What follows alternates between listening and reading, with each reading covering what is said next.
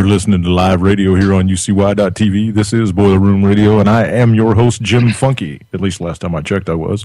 And the guy over there in the chair on the other side of the coast, on the coast, is Lance Musser. Come in, Lance Musser. Woo. Hey, good evening.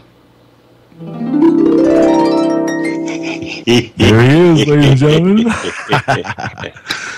Would you like to share with what your new toy is? Oh, yeah, over the last couple of last night and the day before, actually, I was digging around on the line and in the App Store, and I found some free toys that I can put on my iPad, and I got my iPad wired into my soundboard now, so I've got all kinds of Yeehaw! Leroy Jenkins! What the fuck? So we kind of almost like a real radio show now, right? We got a bunch of little stuff I can reach over and tap. Yeah. So we're going to play those for a little while tonight. Have a little fun. How about you, man? How the hell are you? Pretty good. Just was seeing some stuff earlier on Post on, what's his name, Orwell? Yeah. In 1984. All he had was the year wrong. Yeah. All he had was the year wrong. Missed it by 30. Whoops. Yep, missed it by about 30 years. Maybe even not that long, but I'll tell you what, it's the world continues to amaze me. The United States, all of us, I continue to be amazed by everything. Mm-hmm. Me too. The plethora of lies leaving Washington, and anybody on Wall Street like Janet Yellen or anybody of that nature. Mm-hmm. The continued raping of the American economy, not just by hidden inflation and other things going on, but by the lying about the job market and what it's doing, lying about interest rates and what's going on with them, and it's the manipulation of the gold. It's getting. I can't look around me and believe that people believe what they're seeing and hearing. How can you? I mean, you have to be. I know it. Super effing comatose to not be able to see through the lies. I figured it out, though, Jimmy. I figured it out. I was talking to my dad, and people know my dad. I mean, he's as government as you can get. Yep. Government can do no wrong. Everything is for our good, everything else. So, and I'm spewing the truth like I do all the time, and he gets mad. We kind of get mad at each other. And he said to me, and this is what a lot of people have. Round one. You're going to love this thing. I can tell we're going to love this soundboard. I hope so. And it's what so many other people tell me, and I'm sure the listeners can relate to this. I know you can relate to this. Mm-hmm. And they say, you know what? You're probably right, but what can we do about it? That's the problem. And I got to thinking about it, and I was driving down the road because I quit listening to talk radio so I could just, think while I'm driving down the road. And I said, you know what? That's it. 98% of the people that you talk to and you try to wake up, they're like, well, yeah. Oh, sorry. Didn't mean to. No problem. They're like, yeah, I know. You're probably right. Now, was that a real one or was that a sound? No, that was a soundboard. Okay. Yeah, you're probably right, but what can we do about it? And I'm sure somebody's had that said to them. I know you have. Right. And you want to reach out and punch them in the mouth. And all right, well, okay, let's not get violent. Let's say you want to look at them and do a face palm, and then say you're the reason that we're in this position. Thank you. Your apathy and the tens of millions of people just like you that have no interest in trying to fix anything, but just sit there and bitch about it. That's the reason that we're in this position. So thank you very much for all your help. Right, because it's not like I'm out there, Suck, you jackass. It's not like I'm out there trying to organize a protest or, be real proactive on it. But, if enough of us were pissed off and we had enough support from 75% of the United States, it might be a little different rather than 4%, 3% of the United States spread out who knows where. because I'm sure everybody that's listening, if you said drive to the nearest person that's on this radio station, it's not going to be in the same city, most likely, because we're spread out everywhere. Right. And we can't do anything in those small numbers spread out everywhere. So, I continue to be amazed by it every day. So what did you say to your dad? Did you look at him and say... I said, you well... are one pathetic loser. I said, no. You're going to have fun with this. I said, that's part of the problem is, yes, I'm right, but you're just like, so what? Let it be, and I'm going to, live out my retirement. And granted, he's 66, 67 years old, so, at this point in his life, he's like, screw it. I got 10, 20 years left. I'm not going to worry about it.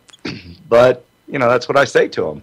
That's part of the problem is everybody's it's just status quo. Yep. You're an idiot.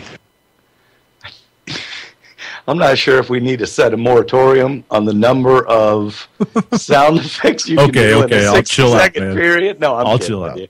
I'm kidding with you. They're actually pretty relevant and on point so far. So are you ready to jump into Smoke'em's Market Minute? Yeah, I thought you had a different sound effect for that. I did, but I went back to number 7. I like it. Oh, okay.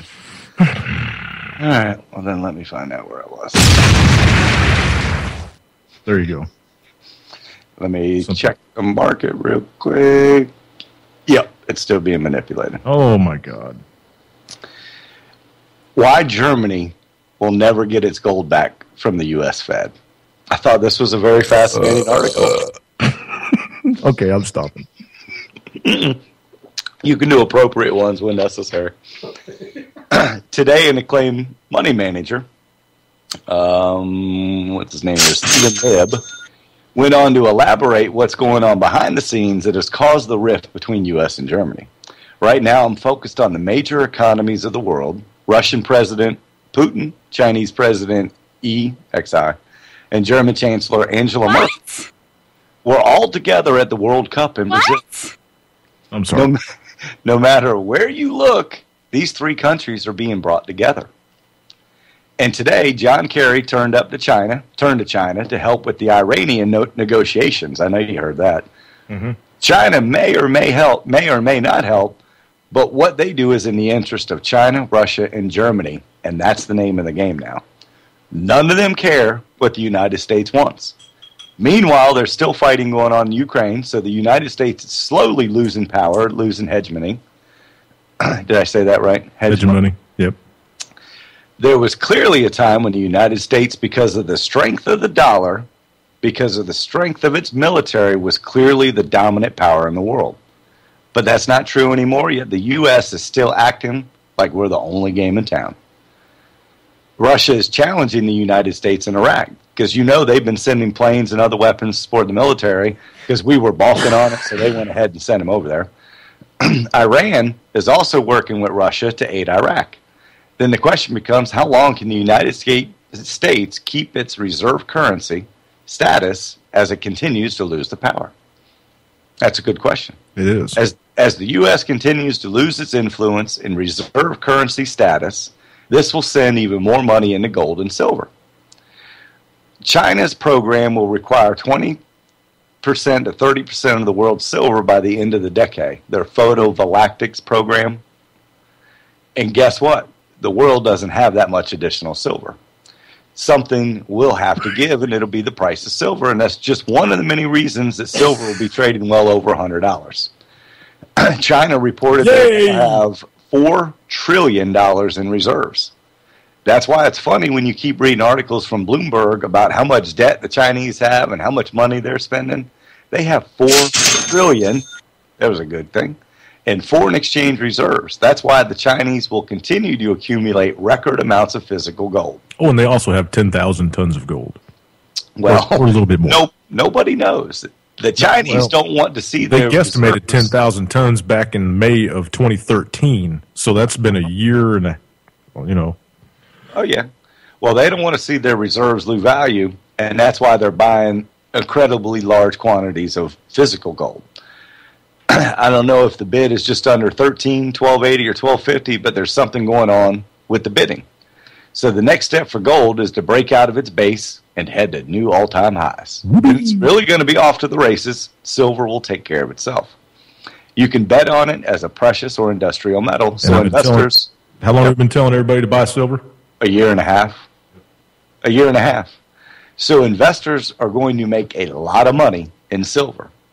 But gold, that's the one you really have to watch. Mm-hmm. And they could have too. Everybody listening could have too. If they'd listened to us a long time ago and bought some. I mean, even $10-20, a week would have added up. Because once it breaks $100, man, triple, yeah, exactly. But gold, that's one you really have to watch, because that is the barometer that tells you how much the U.S. is losing its power in the world. And it's being manipulated like hell. And if I'm right about this bit in the gold market, this decline will be short-lived, and it will head to new highs very quickly. As far as China goes, we have no idea how much gold they've accumulated. Nobody knows how much gold they are buying, not the World Gold Council or anyone else. The gold is now flowing into China from all directions, and they don't want the West. Absolutely excellent. And they don't want the West to know how much they are actually accumulating. As soon as China, Russia, and Germany have enough gold, they're going to form a new currency bloc. And they just took the first step towards that with what we talked about last show. Do you think it's going to be a basket of currencies, or it will be compromised of yuan, marks, rubles, and gold. Oh. This is why the Fed won't give Germany any of its gold back. The U.S. has picked up on this, and so the Fed is denying Germany its gold. The Fed promised to send Germany a mere 300 tons of its 1,400 tons of gold, and only 5 tons have made their way back to Germany because the Fed knows what is up with the Chinese and the Russians, and there is no way in hell the Fed is going to give Germany back its gold at this point. Germany, you may have won the World Cup, but you'll have to go in the open market if you want your gold back. Mm-hmm. That's pretty telling. Very telling. Yeah, I like that one. What else you got? We've talked about Blackstone before. Blackstone Group, they're just a shady kind of company. Mm-hmm. We've done stories on it in the past on who owns them, and it gets shadier and shadier. There's BlackRock and Blackstone. Remember you talked, you did a couple weeks ago, Cataluna Banks, that bank in Spain, Portugal, over in that area. Yeah. Bank of Santos. Bank of Santos is the one that's going under. Right, and that one. So they're over in Spain right now buying up all of their debt. Oh, kind of like the Troika? Yeah. Obviously, the people at Blackstone have declined to comment, but it is known as Project Hercules. It began in April. And I know who all of the investors are in Blackstone and BlackRock. It's top secret. They reported yesterday, and this was posted July 16th, so that would be Monday. They're going to pay 3.5 billion with a B euros for all the loans, for all the outstanding loans that they have on mortgages, and it's the mortgages. So they're basically doing the same thing that the Fed did, coming in and buying up a whole bunch of debt, and that's just going to allow them to, take advantage of everybody. Soros own the country. George Soros, Apollo Global Management, and Goldman Sachs are among the investors trying to snap up financial assets in Spain as the economy emerges from a 6-year economic slump. So you can be sure that wherever Soros is... No, it's emerging from a 6-year bout of austerity imposed by the banks. Mm-hmm. I'd agree with that. Thank you. And now that, Soros, again, we've talked, everybody knows George Soros. Wherever he's at, you can be sure that it's a fire sale, or he wouldn't be there unless he had a hand in destroying it so he could turn around at the end and make money off of it. That's my take on it. Evil bastard. Mm-hmm. What else you got? Do you hate bankers? Oh, yeah. Regulate banks all you want. I hate large bankers. How about that? The guys that run the bank that I bank at, they seem like pretty decent Joes. Because they drive around pickup trucks and shit. You know what I mean? They're not. They don't flash their bling. They don't have like what the Caliphate dude. They don't have no $3,000 watch made by James Bond's dude. I mean, you know, they're not like that. Mm-hmm. So. Well, hate bankers all you want, but people hate bankers because people are ignorant. What? That's the title of the article. What you call me, man? Yeah, yep. Regulate banks all you want. Fine them. Force them to be as cautious as the goblins that guard the wizard gold and J.K. Rowling's books. Even so, most people will always be suspicious of bankers because they don't understand what they do. Shit. A professor at George Washington University School of Business and another professor at Wharton School of the University of Pennsylvania have published a comprehensive review of their own and others' work on financial literacy. To anyone who believes people generally understand how their debts and savings work, at least on a basic level, this article is going to be depressing for you. It's a good thing you're reading this at the beginning of the show so we can overcome it. These people designed 3 questions to test the basic financial literacy. How basic? Well, you be the judge. Suppose you had $100 in savings and the interest rate was 2% per year. After 5 years, how much do you think you would have in the amount? How much do you think you would have in the account if you left the money to grow? You are a huge nerd. More than 102? Exactly 102 or less than 102? Do not know or refuse to answer. Refuse to answer. Question number 2. Imagine that the interest rate on your savings account was 1% per year and inflation was 2% a year. After 1 year, would you be able to buy more than, exactly the same, or less than today with the money in this account? Do not know, refuse to answer. Refuse to answer. Do you think that the following statement is true or false? Buying a single company stock usually provides a safer return than a stock mutual fund. True or false? Do not know, refuse to answer. Refuse to answer.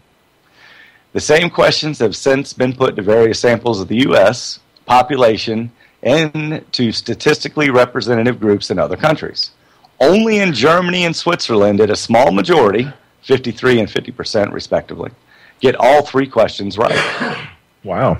In the U.S., them some smart boys. In the U.S., the figure was at 30%. In Japan, 27%, and Italy, 24%. Hell yeah! Which may go some way towards explaining why that company is always perpetually in financial trouble. Could be. In Russia, only 3.7% managed to answer all 3 questions correctly. Yikes. Pretty scary. Very. But it just goes to show you the dumbing down of the world is working, right? The vaccines are working. The chemtrails are working. The fluoride in the water is working. It's working.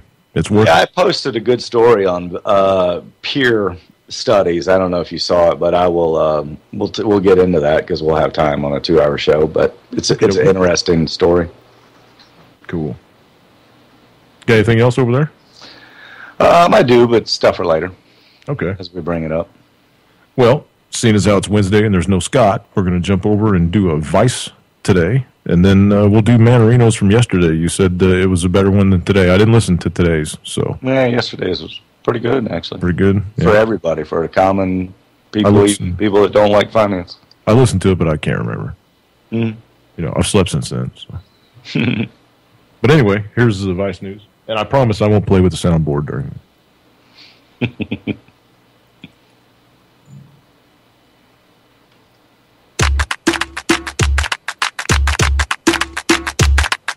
It's Wednesday, July 16th, and here's some of the news beyond the headlines. The United States has deported the first wave of thousands of Central American migrants who were recently detained at the border. The government has increased the number of deportation judges and asylum officers so proceedings can be expedited. Honduran First Lady Ana Garcia de Hernandez greeted the 17 women and 21 children who were flown into San Pedro Sula Airport on Monday. The flood of unaccompanied minors from Mexico, Guatemala, and Honduras has overwhelmed U.S. border facilities and sparked a debate over how to cope with the problem. North Korean media has released photos of leader Kim Jong-un directing rocket and artillery drills near the South Korean border. The purpose of the exercise so close to its neighbor isn't clear, but the country has called the presence of a U.S. Navy aircraft carrier in the south a, quote, sinister interference. North Korea routinely fires short-range missiles or rockets into waters off its east and west coasts, but has only recently publicized the young leader's presence at the launches. What started in the Cambodian capital as a protest calling for the permission to protest ended with blood on both sides. At least 40 people, most of whom were security guards, were injured on Tuesday during clashes with activists in Phnom Penh. Police responded with tear gas and arrested 3 of the rally's organizers. The protesters were demanding the government reopen Freedom Park, which is the capital's main protest site. The government shut down the park and banned public demonstrations in January because of political violence. Thai authorities wanted to make sure the guns they've confiscated over the years didn't make it back onto the streets, so they melted them. Police destroyed more than 34,000 handguns, shotguns, and assault rifles at a steel refinery in Bangkok on Tuesday. The weapons were all linked to crimes committed over a 14-year period. The process is expected to produce 30 tons of recycled metal. Check out the Vice News YouTube channel for more original reporting and documentaries from around the world. En Tijuana, en Tamaulipas, en Ciudad Juárez, no hay muchas oportunidades de empleo, lo cual hace más grave la situación para los deportados y para las ciudades de la frontera. Talking about no jobs in Mexico. Well, guess what, homie? We ain't got none up here neither. Just quit sending your people over. You know, I heard a thing today about this train, this... what do they call it? The Beast or the Death Train, the one that derailed a couple days ago and stranded all those people out there in the middle of nowhere, right? Yeah. This train is based out of Kansas City, Kansas, and the Mexican authorities allow it to run completely through their country unmolested. It has to stop nowhere unless it stops to get fuel, and even then, they don't question anything that happens on that train or who's on it or where they came from or. And it runs all the way down into Nicaragua and Honduras and turns around and comes back and brings all these people back.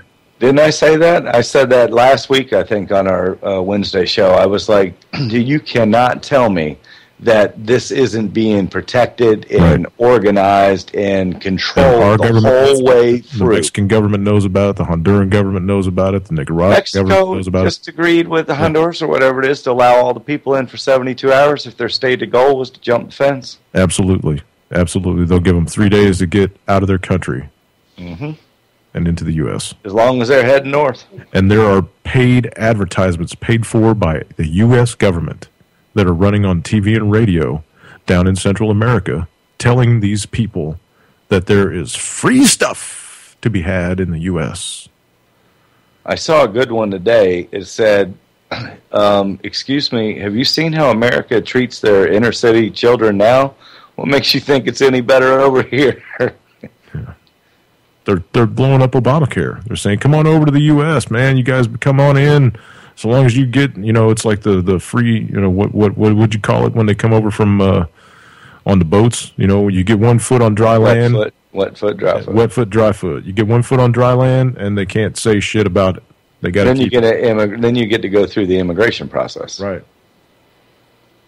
And the UN is going to try to send a crew of people over here that will force the United States to treat these people as refugees and not immigrants and not subject them to deportation.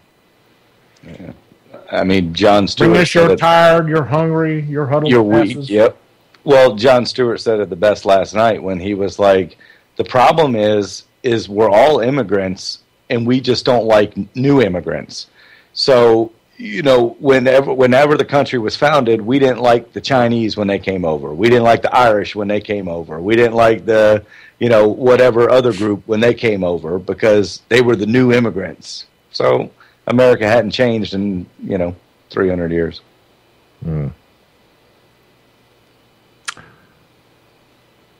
what's the meme on Facebook with the Indian standing there? It says, "You're against you're anti-immigration? Great. When do you leave? Home. Yeah, when do you leave? When do you leave?" All right. Here's Manarino from yesterday, everybody. Now, if anybody doesn't like this, Lance gets the hate mail, not me. Right? Exactly. You can tell me.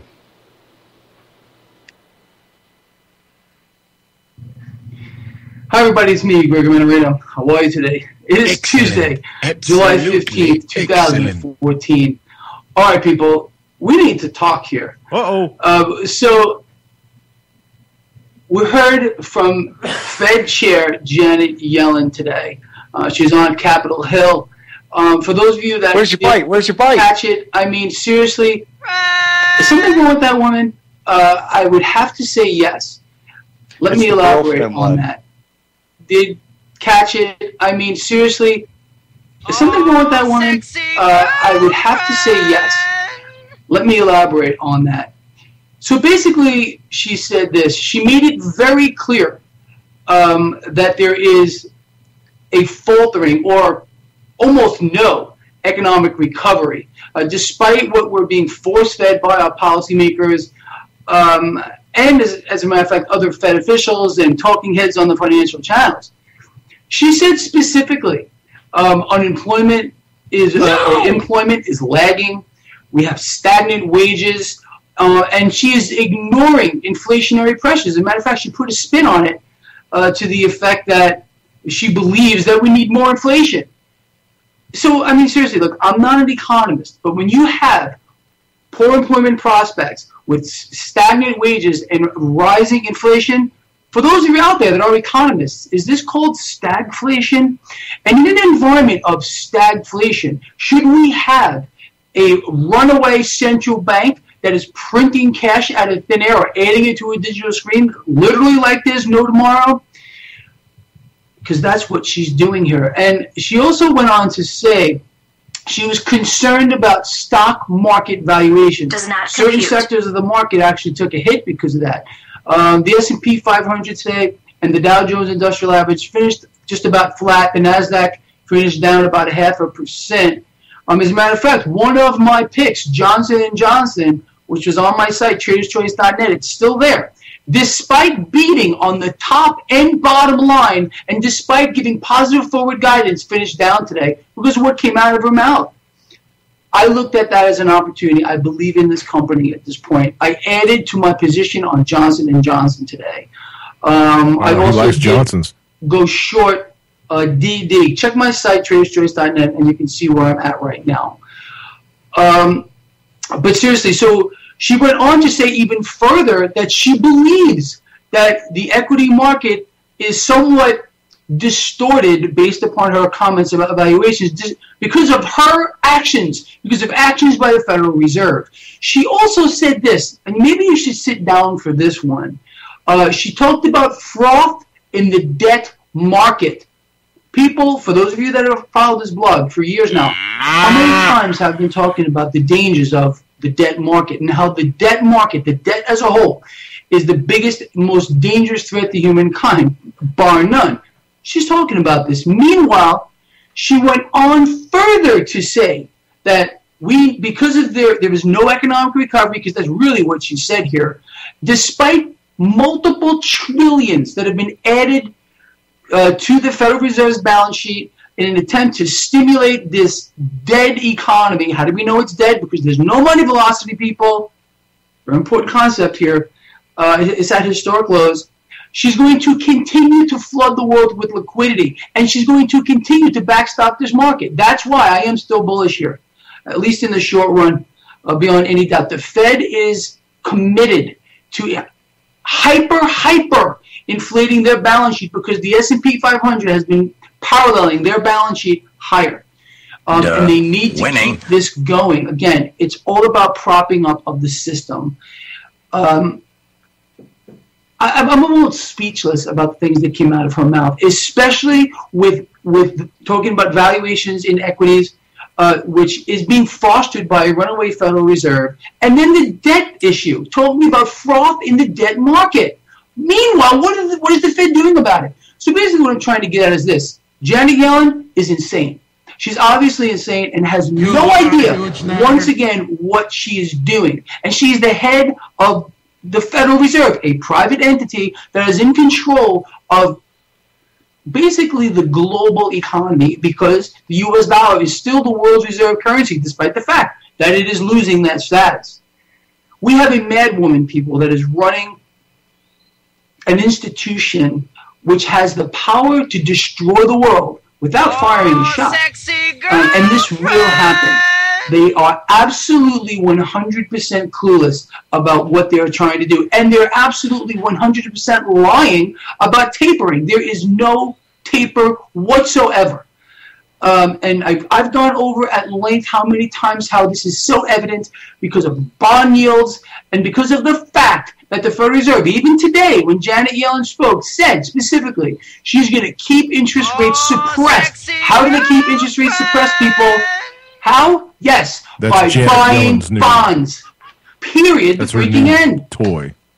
Anyway, it's completely bizarre. Absolutely I'm going to try to hit it bizarre every time I to hear know her name. we have not only a runaway Federal Reserve, but a madwoman at the helm. Say your name. If you agree that this is the truth, please share this video. Please give me a thumbs up. But before I let you go, people, I did an interview yesterday with All Talk Radio. It's actually video as well. You might get a kick out of it because it was some kind of an attack fly. He was all over the place. Anyway, we spoke about some very pertinent issues. We got some amazing callers. Do what? I said we talked about that, attacking him on the interview. Yeah, we actually did talk about doing that for a minute. Yeah, that's not funny though.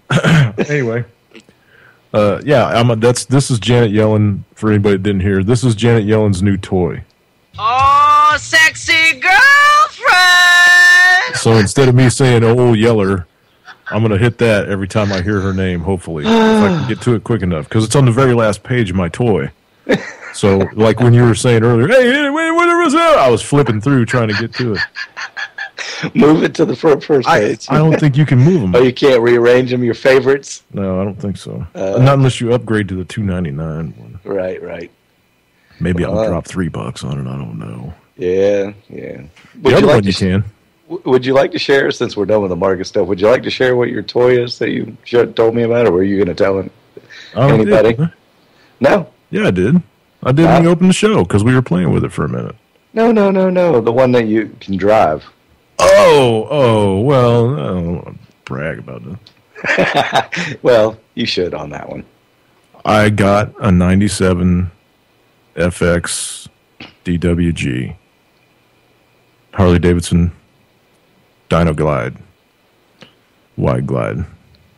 It's a nice bike. It's purple it's black with like a ghost purple flame on it. Did you watch the movie Easy Rider again? No. Okay, you need to. No, I don't do the big hangers and shit that it's got a set of drag bars on it. It's got a removable windshield, so when you're running long distance, you can keep the bugs off your grill. Right. But, with that windshield off, man, it looks fucking good. Oops, I said. Yeah. Yep. And I already burnt my leg on the tailpipe, so I had to buy it.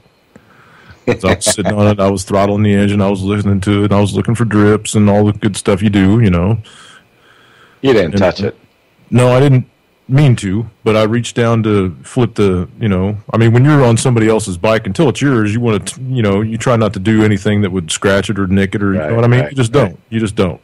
Right. So I reached down as, I shut the bike off, and then I reached down with my hand to flip down the kickstand instead of doing it with my foot. And as I leaned the bike over to grab it, I leaned the pipe up against my right leg. He goes, "Ooh, that's going to leave a mark." Yep. I'm sure he has a couple of them. Yep.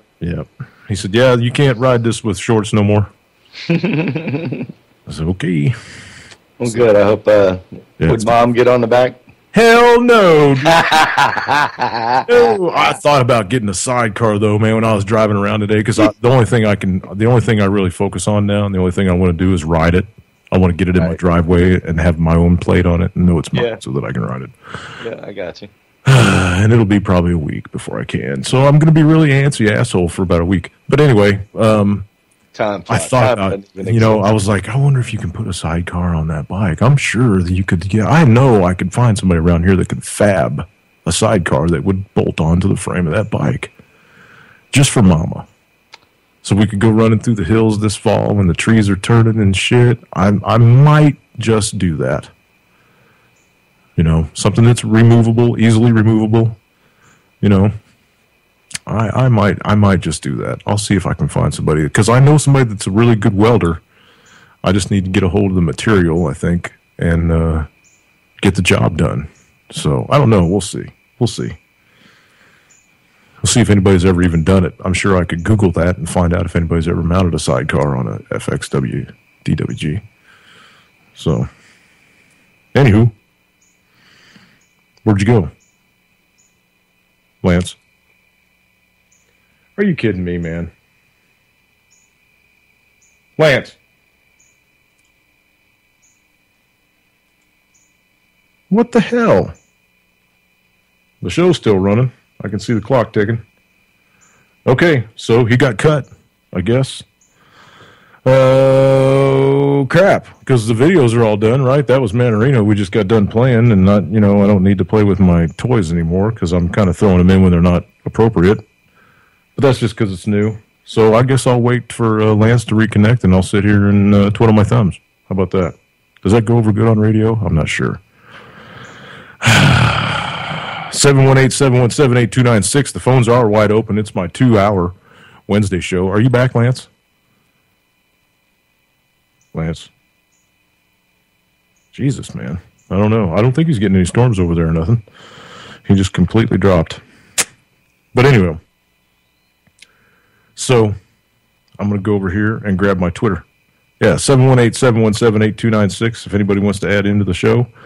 Anything on your plate that you want to talk about, any kind of up-to-date stuff, any kind of solar activity, hurricanes, twisters, earthquakes. You know, Oklahoma passed California this year. Oklahoma's had more earthquakes this year than California has. Is that something, or is that something?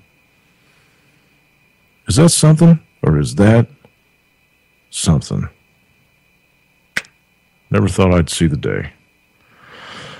Oh, let's see what I tweeted out today. I tweeted out some pretty good stuff, actually. We'll go down through here and kind of hit the up-to-date stuff.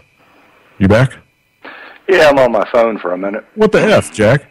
I don't know. This happened last week, too. My Skype dumped about halfway right before the 10 o'clock hour. It dumped last week, so restarting the computer, see what happens. I mean, is it everybody get off the shitter and got done eating dinner and they're all trying to log on and sucking all your bandwidth, or what?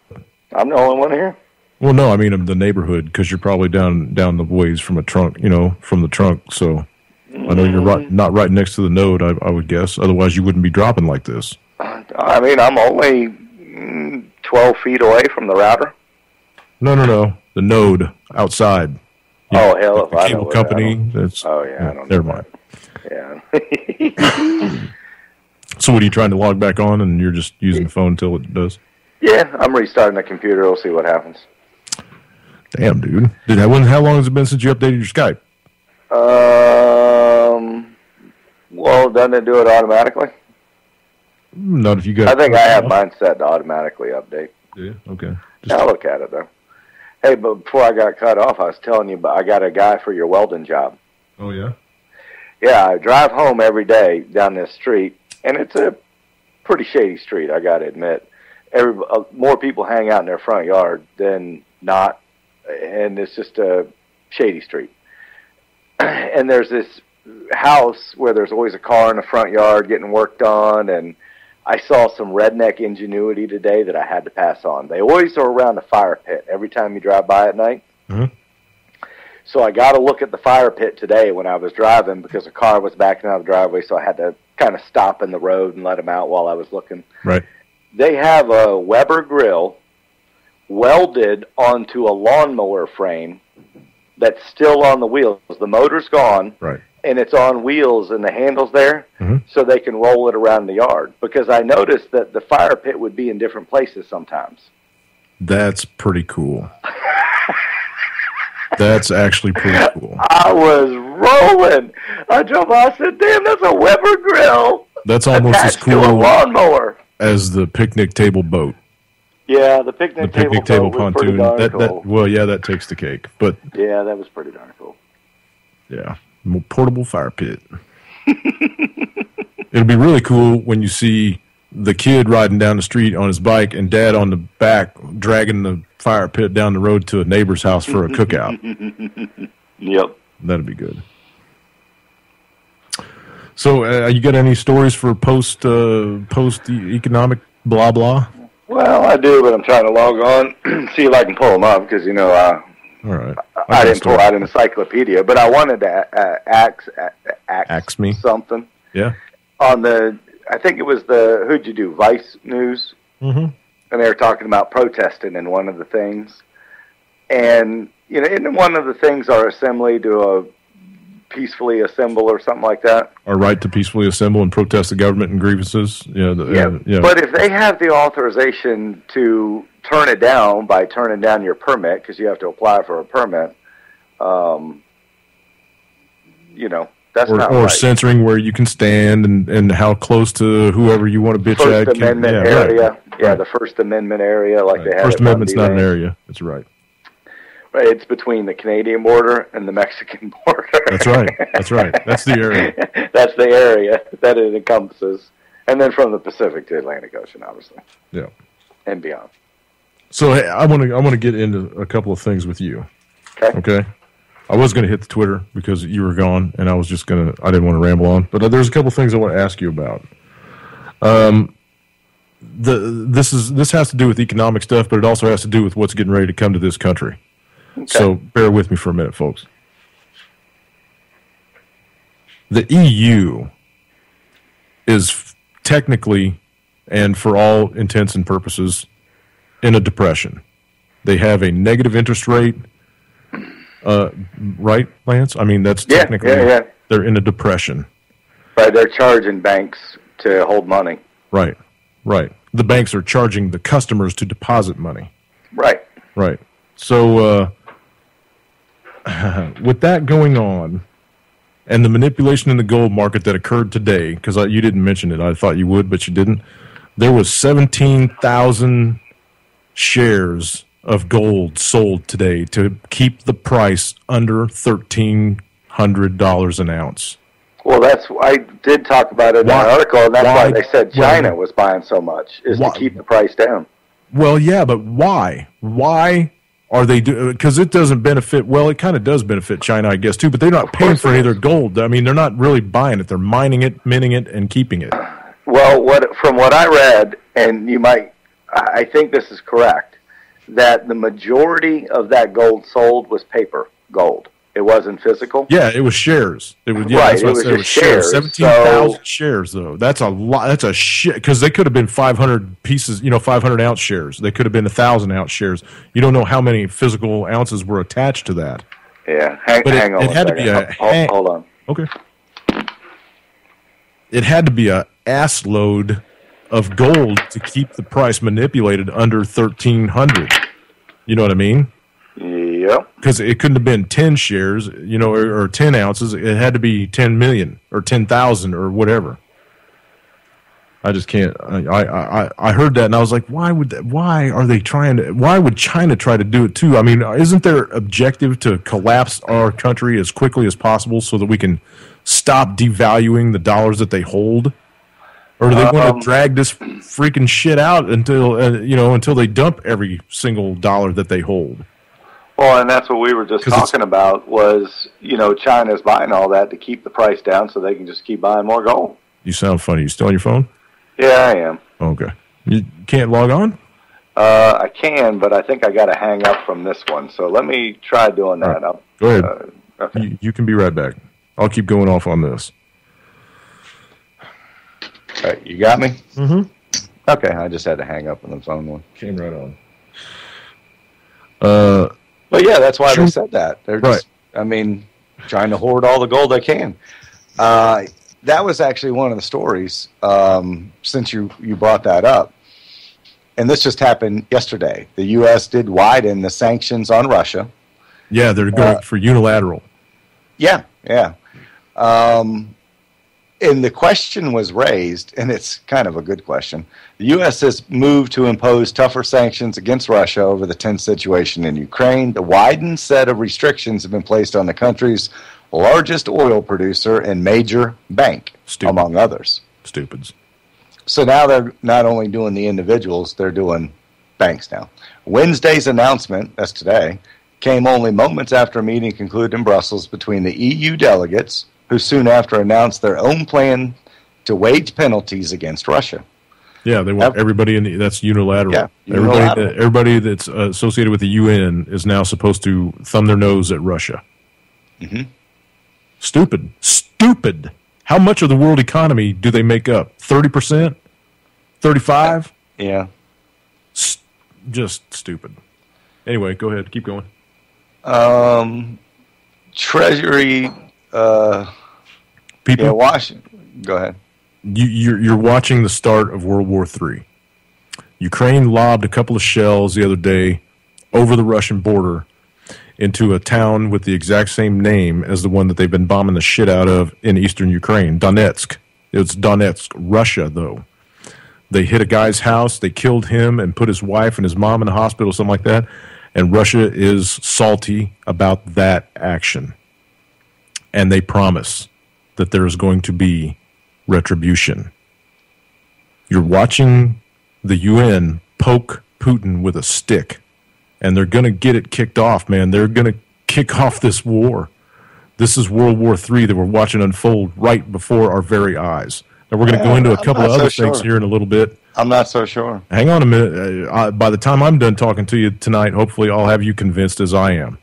We'll keep going on a couple other things as soon as you're done with your story. But I just wanted to throw that in there. This is what we're watching unfold.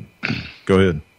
Well, the Treasury Department, U.S. Department of Treasury, says the new sanctions were adopted in response to the continued attempts to destabilize eastern Ukraine. And the people that you just said, they designated Lugansk People's Republic and Donetsk People's Republic, which have asserted governmental authority over parts of Ukraine without the authorization of the government of Ukraine, which the U.S. put in, and Borodai, the self-declared prime minister of the Donetsk People's Republic, for threatening the peace, security, stability, sovereignty, and territorial integrity of Ukraine. So the U.S. Department is waging So they're just not sanctions. They're not going to pay attention to the referendum that the people of Donetsk had, and they voted to become a part of Russia. They are no longer a part of Ukraine. The people of the region voted for it. They voted this cat in as their own president, as their independent, autonomous region of Russia.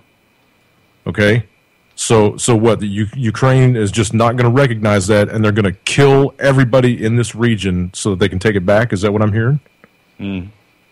Nice. Sorry. I'm going to be ranty tonight, everybody. No, you can. But I think their purpose is to crash the dollar, and I don't know that they have to do it with firing a bullet.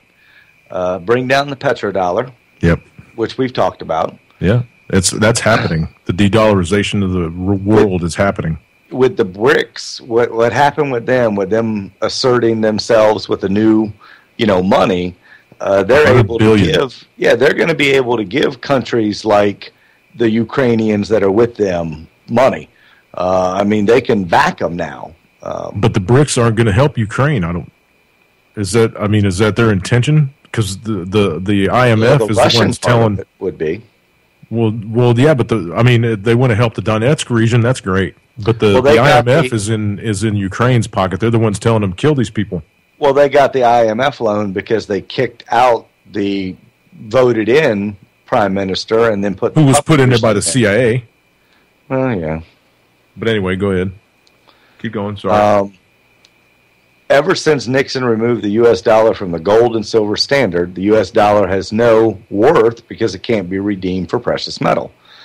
The dollar only derives value from its role as the world's currency, and because the U.S. military-industrial complex demands that oil be traded in U.S. petrodollars. Mm-hmm. Any country wishing to purchase oil in the global market must hold dollars in reserves.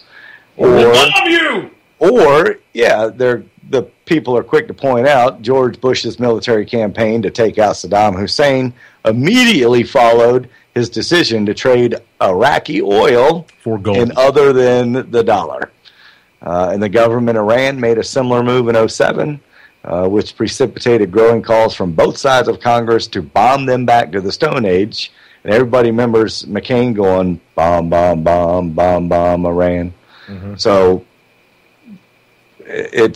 I think they can do it by bringing down the petrodollar without ever firing a bullet.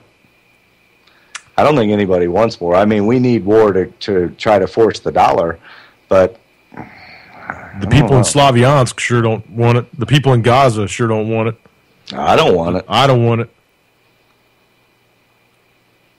No, war is for profit. I mean, it's the only way they're going to be able to keep the petrodollar propped up. That's what I'm trying to get through to you, man. That's the only way they're going to do it is to keep wars going. Now, and it can't be just little skirmishes here and there and here and there. This has to go full throttle, man. No, it's not going to work. I mean, you've got Russia, China. It might not work in your eyes, dude, but you're not writing the playbook. In Russia, you cannot force Russia and China to buy and sell in dollars in their oil that they now have that they're not running through OPEC. You can't do it. They're just too big. Every other country that may do it was smaller than us. So why don't we have all these sanctions? You're not arguing with one of them, dude. You're arguing with me, and I'm fully on your side. I understand where you're going. I'm just telling you that this is not going to go the way you think it's going to go. They've got this planned out, brother. They've got this planned out. Why? We'll keep going. Are you done with your story? Beat Russia, but yeah. Okay. Now here's another reason that the petrodollar is going to fail. All right. June sales, as they were predicted to be 0.7%, they came in at 0.2%. They missed it by a half. Okay. This is not going good. Now here. The U.S. Air Force has just cut 3,500 jobs. Microsoft is cutting 6,000 jobs. Dell is cutting 15,000 jobs. Sony is cutting 10,000 jobs. Barclays, 16,000. RBS, 16,000. Those are all in this country, not worldwide, in this country. I guarantee you none of those are minimum wage jobs either. No, they're not. Now, we're going to move on to this is the whole they're prepping for a huge war. And here's why I feel this is going to happen. The United States has just made the largest sale of military equipment in the last 5 years to a single country. To a single country. To Qatar. Yeah. To Qatar. $11 billion with a B. $11 billion worth of Apache helicopters and guided missile systems. Patriot guided missile systems and other things. The Qatar, if you don't know, is a tiny, tiny, tiny little country of 278,000 people. It's smaller than Chicago. It's smaller than Indianapolis. It's smaller than St. Louis. 278,000 people in the entire country. And they just bought $11 billion worth of military equipment from the United States. They don't even have the personnel in the country that would know how to run it and be in the military. No. But see, this little country is just off the coast of Saudi Arabia. Okay, it's over there in the Middle East. And we have one of the largest bases in the Middle East in this tiny little country of Qatar. Imagine that. Qatar, whatever. No, it's Qatar. Qatar. The reason I know that, my dad went over there a lot. Sweet. Because it's a intelligence hub of the Middle East. Counterintelligence, intelligence. Mm-hmm. I mean, it's big government stuff. 278,000 people. I think they have one of the richest per capita income, too. Yeah, these people are all part of OPEC. And oh, yeah. Yeah. They all drive Bentleys and stuff like that. And they've got huge-ass houses. And they just decided to make their own little country. So they bought the ground and named it Qatar. Yep. They're on the coast of Saudi Arabia. They're right next to the Middle East. They're right there. The largest U.S. base in the Middle East is located in this tiny little country. So guess who's going to get to play with this $11 billion worth of shit? Our military? Our military advisors. This is what they're going to call them, right? The Special Forces guys, the Rangers, the LRPs, the Marine LRPs, our military advisors. Well, you go over there, and there's something. I'm telling you, man. I'm telling you, this is getting ready to kick off, dude. They're getting ready to go full on tilt, full tilt boogie into Syria. The shit in Israel, between Israel and Gaza, is getting ready to go gangbusters, man. Because Lebanon's not going to put up this shit anymore. They're like, hey, they're killing Arabs. You're going to try to extinguish this whole group of Arabs, and we're not going to let it happen. I think Assad just got voted in for 10 more years today or yesterday. Seven. Yeah. So, yeah, he just took his little oath of office or whatever, yeah. Mm-hmm. I'm telling you, man, it's going to happen. This is going to happen. If anybody doesn't think, if you guys think the way that Lance thinks and you want to try to talk your point or whatever, 718-717-8296 or UCY.TV. I'm on the network as usual. Tonight is our 2-hour show, and we're jumping into the second hour. So 718-717-8296 or UCY.TV. Let me know what you think. What's getting ready to fall, man? What's getting ready to fall? You want to talk about these immigrants coming across the border for a little while? We can talk about that. No, I'm immigrated out. More stuff on. Are you what? Are you? I'm immigrated out. There's a whole lot of states that are bitching, saying, "Hey, don't bus them here. We don't want them here," because they're trying to spread them out over 28 different states in the union. And there's a lot of them that are saying no. Oklahoma, Ohio, I think, or I'm not exactly sure, but I know there's quite a few of them that are saying don't send them here. Iowa, I know for sure Iowa, because the governor said no, we don't want them. I don't know what's going to happen with all that shit. Let me jump over here to the Twitter feed and see this is a really good story that I found today. This might make you want to talk a little bit. Florida inmate still on death row despite DNA proof of innocence discovered years ago. Years ago. I tweeted this out earlier. Years of legal wrangling over conclusive DNA evidence proving his innocence led the Florida Supreme Court to overturn Paul Hildwin's murder conviction and death sentence 2 weeks ago. Yet Hildwin remains on death row. 28 years after his conviction for an 85 murder, Hildwin, 54, must wait possibly for several months for state prosecutors to decide whether to retry the case or drop the charges. 2 weeks ago, in a 5-2 ruling, the majority of the Florida Supreme Court said that we cannot turn a blind eye to the fact that a significant pillar of the state's case, as presented to the jury, has collapsed.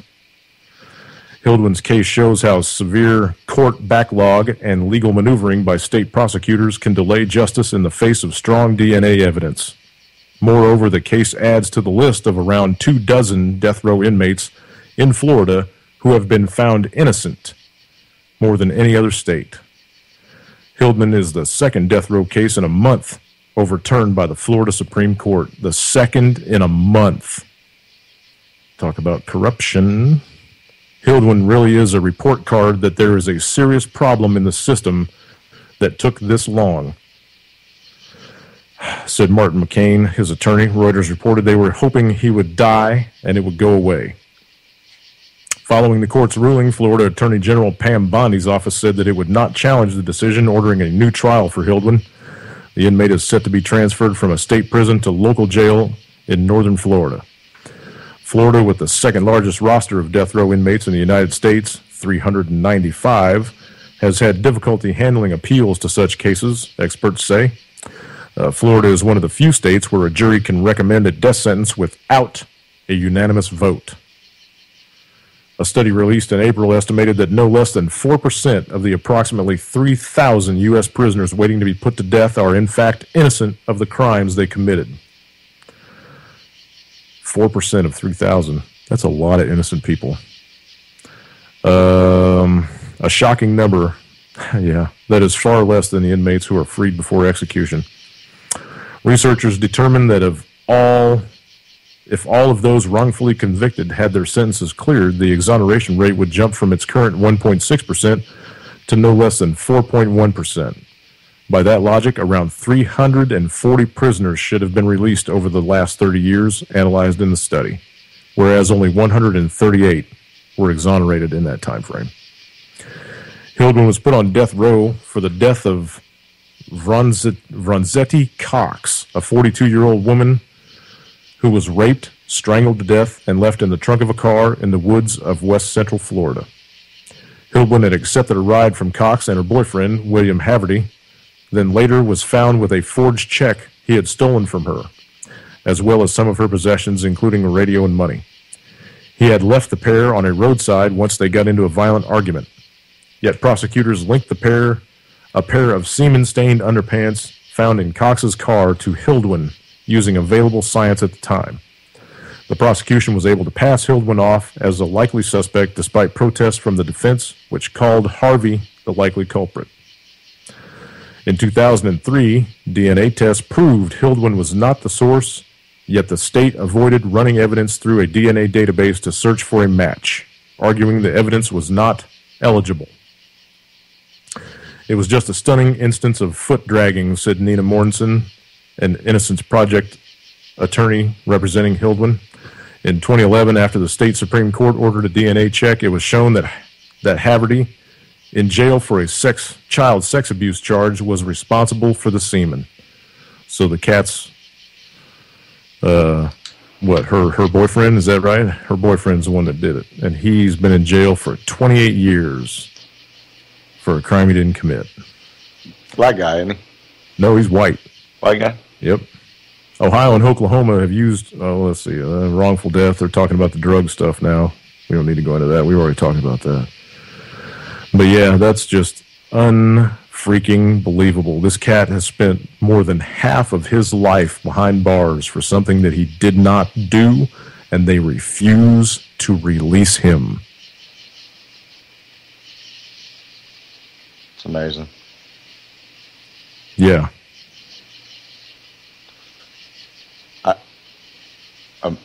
Amazing. Go ahead. Spit it. Well, if we're talking about stories that we're not believing with the law and how unjust it is or how weird it is. Mm-hmm. And this is from the Indy channel. I guess it's in Indianapolis Connecticut. Mm-hmm. But it's an ABC News channel that reported this. A 49-year-old Connecticut man faces threatening charges after a woman told police he stabbed a watermelon in a passive-aggressive manner. Excuse me? The Register Citizen of Torrington reports, that's the newspaper, and there's a link here, that Carmine Cervello of Thomason, Connecticut, was arraigned Monday on charges of threatening and disorderly conduct. He was released after posting a $500 bond. Police say the woman had gone to police on July 4th to report finding drugs, including marijuana, in his toolbox. He was not arrested. They say later she returned home to find the watermelon on the counter with a butcher's knife in it. She reported that he then entered the room and began carving the watermelon. She called the incident passive-aggressive and menacing. So I don't know if that was he was trying. He was cutting up the watermelon and giving her the stink eye while he was doing it. Yeah, that's what I'm getting. Like, hey, bitch, why'd you turn me into the cops? Mm-hmm. Which, why would, he be in her home? It doesn't really go. They live together, probably. Yeah. So in a little kerfluffle, and she turned his ass into the cops. Yeah. Thanks. Yeah. That's just heinous, man. That's like the new law they passed right now that they can come in and raid your home if somebody tells them, I saw this dude with a gun, he was handling it funny. Yep. Yeah, we talked about that on the show. That's just unreal. Nanny state. Anybody? Ring a bell? Yeah. Tyranny? Mm-hmm. Ring a bell? Hello? Ding, ding, ding. Hello? Okay. Hey, man, this was just right up the coast from you and right down the road from Mr. Chuck Ocelli. I don't know if you caught this or not. I tweeted this out earlier today. Kind of disturbing, if you ask me, that they just blew this off with the explanation that they did. But here you go. This is by WCNC, Charleston, North Carolina. Or Charlotte, Charlotte, North Carolina. A building in Uptown was evacuated after reports of it shaking Tuesday morning. Several fire trucks, this happened yesterday, by the way. Several fire trucks, it just dropped today, though. And emergency vehicles responded to 200 South Tryon Street after reports of the building shaking. After further investigation, the Charlotte Fire Department determined the shaking was due to the HVAC system in the building. Talk about a blow-off. This is a concrete building, folks. I don't think an HVAC unit could shake it. Consider me stupid, though. There were no reported injuries at the time. NBC Charlotte's first warned storm team, Chief Meteorologist Brad Panovich, said there was no seismic activity showing for Uptown. Meanwhile, some folks joked about it on Twitter. Let's see. There is a video that goes with it, but I'm sure that it's just going to be bad B-roll footage. So we're not going to play that. But just, if anybody was around, where was it? Tryon Street in Charlotte. If you could tell us if there was any other shaking going on around there except for that sole building. That's why we have an office, actually one of our region, North Carolina headquarters, if you will, I think is in Charlotte. So I'll email one of the people down there. My underwriter, as a matter of fact, is from Charlotte. So I'll email her tomorrow and ask her if she knows anything about it. Yeah, Tryon Street, Tryon, 200 Tryon. All right, cool. You got another story you want to go tag team back and forth? Because obviously the phones don't work again or nobody's calling in. And an interesting story, because I got some stuff that'll rabbit hole us later, too. Yeah. Air travel, you're going to shit over this, is about to get more expensive, and it has nothing to do with gas. Starting next week, a TSA fee will be added to all tickets. The fee will increase the ticket price by as much as $22.40 a trip. Per trip. The price hike is a result of the budget agreement that reopened the government after it shut down last October. It's to help pay for the 40 calibers that they're all going to start carrying. The money won't be used to improve safety. Nope. Instead, it's going to the U.S. Treasury to help pay down the federal deficit. So guess what, Jax? You're getting taxed again. Again. Bad news for chocolate lovers. Hershey is raising the prices of chocolate for the first time in 3 years, and that's because of soaring cocoa prices. Not to mention the prices of milk and nuts are also up, and it's going to be around 8%. So if you we went over some of that, don't pay more for it. I think on Monday's Hyper Report, he started talking about how much everything had gone up, like oranges, or vegetables, fresh fruits up 17% or 7.1% or some shit. Hamburger, yeah. It's ridiculous, man. And the last paragraph of this article, everybody remembers, you may remember the contest that Lay's potato chip did, Do Us a Flavor, and it was on all the potato chip bags. You couldn't miss it. Mm-hmm. It was send us in your flavors and we'll make them. So they're going to be introducing cappuccino flavored potato chips. The other is cheddar bacon mac and cheese. Oh my God, man. Mango salsa is another one. And the last one is wasabi ginger. Woof. And they go on sale later this month, and then people will be able to vote their favorite flavor online through October 18th. And whoever submitted the winning flavor out of those 5 or 4 is going to get $1 million. Brand new flavoring, so you don't taste any of the GMO in the potato. It doesn't taste like potato, man. What is that? The corn this year was just freaking... I know. I did a story about it. It was 8 foot tall on July 4th or something. Yeah, just ungodly tall. Frankencorn. Yeah, it's to the point now where, one of these days it's going to start reaching across the road and smacking cars off of the end of the ditch and shit. It's like the plants take over. Yeah, local farmers market, people. Local farmers, or grow it yourself. Grow it yourself, man. Find some heirloom seeds. Find a farmer that is growing it non-GMO. Yeah. Speaking of GMO, I'm pretty sure that this is from the hybrid mosquitoes that they released. This is from Florida today.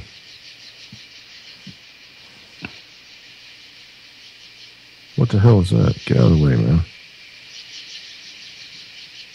Oh, man, it's got one of those. Oh, there we go. Cool. Okay. West Palm Beach, Florida, AP Wire. State officials say the number of Florida travelers who contracted the mosquito-borne chikungunya virus has risen to 81. Florida Department of Health says 15 new cases of the virus were reported last week. Officials say all the patients documented in Florida contracted the virus while traveling in the Caribbean. Chikungunya is transmitted to humans by infected mosquitoes. It was documented in 40 countries in Asia, Africa, and Europe before it was first confirmed in the Caribbean late last year. Symptoms typically begin 3 to 7 days after being bitten and include fever and severe joint pain, often in the hands and feet. There is no vaccine, but it rarely kills those infected. People infected with chikungunya are urged to avoid mosquito bites to prevent transmitting the virus. No vaccine, no cure. Don't know how long it lasts. They didn't say how long it lasts. Like you might have the pain forever. But anyway, just thought you guys might want to get a little heads up on that. 81 people. Avon Skin So Soft. What the hell is in that the mosquitoes don't like? Well, here's how it started out. What kind of chemical are you? No. Well, no. Here's how it started out. It started out as I can't remember what the name of it was. Deep? Skin So Soft or something. Yeah. And they just found that, holy crap, mosquitoes hate this stuff. So they just changed the label over and then charged a little bit more for it and call it mosquito repellent now. But I mean, it's not bad. I mean, it's better than I think spraying off all over you. What's in it? Well, it's lotion and it smells good. What's in it? I don't know, but it keeps mosquitoes away. That's what I use because I live near the water. Well, what's in a can of off? Deep. I mean, what do you use for keeping your mosquitoes away? Peppermint water. Peppermint oil mixed with water. Well, you're a survivalist. So let's go back to the common man. We're going to use off. DEET. Or they don't use DEET. We're going to try not to use DEET anytime, but I'll look at the ingredients of Skin So Soft if I can, but I probably won't be able to pronounce the name. I mean, if it's citronella oil, great, but if it's some kind of carcinogen, no, thank you, no. Yeah. And we do burn citronella candles, and they have those tiki torches that you can light, and it gives off a citronella. But we have a bad mosquito problem. Marigolds. We do. We plant lemongrass. Yeah, we've had lots of marigolds. Peppermint, just grow the mint around your house. That keeps mosquitoes away. They don't like it. It keeps flies away. They don't like it. What else? Hey, Ortho sells this perimeter spray that you hook to your hose, and it's a chemical you spray your yard with, and it keeps all the flies away. Everything but house flies. And it kills all your worms, and it kills all your lizards, and it kills all your frogs, and it kills all your crickets. No, hundreds of frogs, crickets. The dragonflies live in the grass still, but it keeps out all the deer flies. Really? And that's the problem. All the robins are still in the yard pulling worms by the half dozen. They pull 6 worms out, fly up to their nest. The dragonflies, man, you walk through the yard and dozens of dragonflies come up. There's hummingbirds everywhere, but it keeps the deer flies away. And the shit is amazing. Cool. And it works for 90 days. Cool. But it's a bad chemical, but it works. You got another story? We still got 45 minutes to fill. 9 common words that you never knew were actually acronyms. Oh. And before everybody gets specific on me, they can be referred to as initialisms, but an acronym actually has multiple definitions. Yes. You're going to know some of them. I know you will, because I did, but You know what ASAP and NASA stand for. ASAP is as soon as possible. And right. NASA means no. No, NASA. Yeah, NASA means no astronomical. What is it? No astronomical. No, something. Never a straight. Never answer. A straight answer. Yeah, never a straight answer. Taser. I'm sure you know that one. Go ahead. The name for this weapon just isn't a random word. It actually stands for Thomas A. Swift Electric Rifle. I mean, that was common knowledge.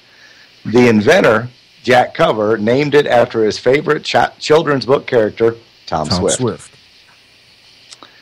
Yahoo. Did you know what that means? No, go ahead. You haven't done any sound effects in a while either, so you got to pull your board back out. Uh-oh. The creators of the Google competitor Yahoo had a great sense of humor. Yahoo stands for Yet Another Hierarchical Office Oracle. I didn't know that one. I did not know that one either. You suck, you jackass. Yeah, you can find one after every story. Yeah. M&M's. Okay, go ahead. Okay. Have you ever wondered what those little color chocolate candies or why they're called M&M's? I thought they were W's and W's, but go ahead. Nope. The classic candy was named after Forrest Mars and Bruce Murray, who began production of the candy for military in World War II. Mars and Murray. And then they shortened it to M&M. Wow. Smart car. S-M-A-R-T. S-M-A-R-T, yep. Yeah, smart car. You know what that stands for? Oh, keep going. Keep going. The smart car didn't get its name because it was an intelligent automobile. Began as a project between Swatch, the Swiss watchmaker, and Mercedes. Mercedes. The Swatch and Mercedes art car was shortened to the name we know today as the smart car. Why'd they call it art car? I don't know, because it was, cool. Adidas. Adidas. Right, all day I dream about sex. Right. Well, I always thought it was all day I dream about sports. But the famous sport brand got its name from the founder, Adolf Dassler. Adi had a brother, Rudolph, who went on to found Puma, Adidas's competitor. Wow. Talk about a family feud there. Mm-hmm. Zip code. ZIP. Yep. Okay. It's instead of being a cool word, it stands for the Zone Improvement Plan. They were created by the Postal Service to deliver mail more efficiently. Isn't that fun? Geico. Yeah. Everybody knows this one. Government Employee Insurance Company. Yep. Government Employee Insurance Company. Everybody knew that one. And CVS. CVS Pharmacy. Mm-hmm. The drugstore name is an acronym for Consumer Value Stores. It was founded in Massachusetts in 1963 and is the second largest pharmacy behind Walgreens. I didn't know that one. I just thought it was initials of something. Yeah, me too. Canola oil. Right. You know what this stands for? Nope. This vegetable oil is a staple item in every kitchen. We have Canada. I know you got an A one there. We have Canada. Nope. Yeah, you do. To thank for it. They even named it after themselves. It was originally called Canada Oil Low Acid, but it was abbreviated into the canola oil we all know now. And I think that's the last one. Oh, cool. I think that was 9 of them. Yeah. Okay. But I didn't know that. Yeah, me neither. I did not know that about canola. I thought it was a certain thingy. Mm-hmm. I got a hair in my throat, man. Sounds like it.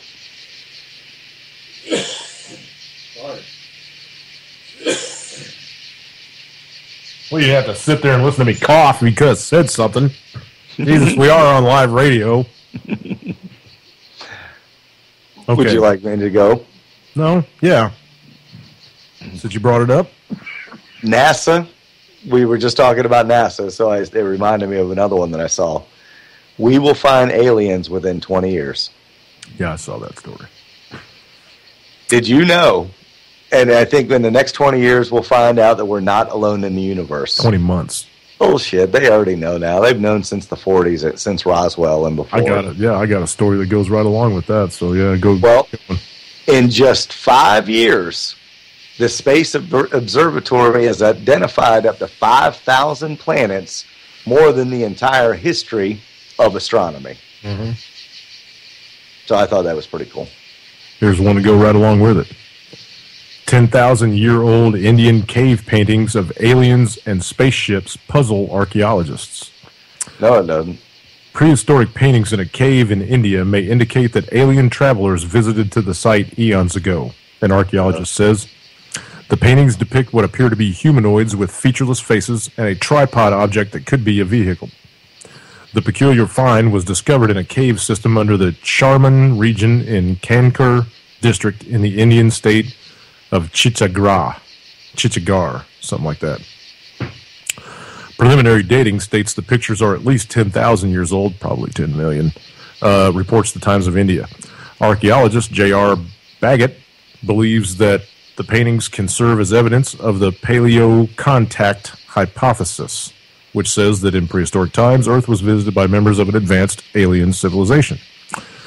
The findings suggest that, this is a quote, by the way, the findings suggest that humans in prehistoric times may have seen or imaged or imagined beings from other planets, which still creates curiosity among people and researchers. Extensive research is needed for further findings. I gotta get this right. Chhattisgarh presently doesn't have such an expert who would give clarity on the subject, Bagat told the newspaper. The caves come under the village of Chandili in Gatitola, whatever. It's easy for you to say. Yeah, no kidding. Local residents have an ancient tale of Rohela people, or the small ones, who used to come from the sky and took away several villagers, never to return. Oh, gee, sounds like just like the cats that crashed at Roswell, and they have videos of. Mm-hmm. The paintings are done in natural colors that have hardly faded despite the years. The strangely carved figures are seen holding weapon-like objects, do not have clear features, and especially the nose and mouth are missing, scientists said. In a few pictures, there are even shown wearing spacesuits. We can't refute the possibility of imagination by prehistoric men, but humans usually fancy such things, he added. Oh, yeah, that's it. Bagat has said that the Chhattisgarh State Department of Archaeology and Culture plans to get in touch with the Indian National Space Agency and NASA, never a straight answer, as well as fellow archaeologists for consultation on the new discovery. I tweeted that earlier today. Kind of goes right along with your story, so. Yeah, it pisses me off, though. What's that? I mean, that's common knowledge. They don't just come up and say, hey, look, we were genetically manipulated back in the day. They turned us from Cro-Magnon into Homo sapien. So we might hold. Man, that's common knowledge. I mean, they found those down in Brazil. They found those cave drawings elsewhere in the planet that were 10,000 years old. Inside the pyramids, they found drawings of what appear to be airplanes and helicopters. Come on, man. Oh, come on! There we go. That was right on the money there, I think. That was a good one. I like that one. Oh, come on! I mean, that's right. Come on.